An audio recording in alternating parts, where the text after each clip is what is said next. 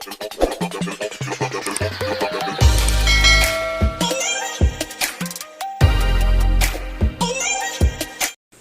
nagtataka siguro kayo bakit hindi nyo babuksan bigla ang inyong Facebook, Instagram, at WhatsApp. Para masagot na inyong mga katanungan, sabay-sabay natin panoorin ang balita ng ABS-CBN at CNN. Ako po si Gerard CARREON, nag-uulat 24 minutos.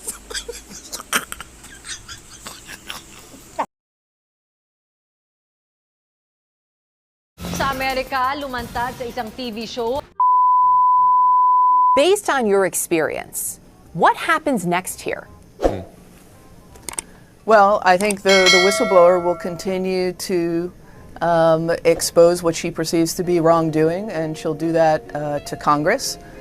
She'll do that through the SEC, and will continue, in all likelihood, to continue doing it through the media as well. Did Facebook, a big picture here, by having this information internally and not sharing it, including with filings with the SEC, I mean, did Facebook break any laws here? It's possible. That would be the basis of her SEC filing, which is that what Facebook was saying publicly to Congress, to regulators, to the public, was false, and it was misleading to investors, and that can be a violation of SEC laws and regulations, and so that is the basis of her SEC filing.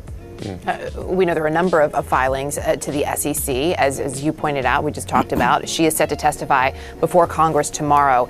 In terms of also providing these documents to the media, is that generally what you would also advise a client to do to make sure that this information gets out? I mean, how important and how wise is that part of what we're seeing?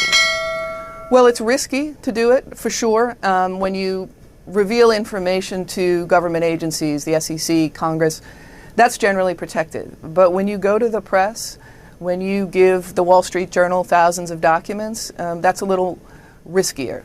But sometimes it's necessary because what a whistleblower is trying to do is expose serious wrongdoing in the hopes that change can be effected.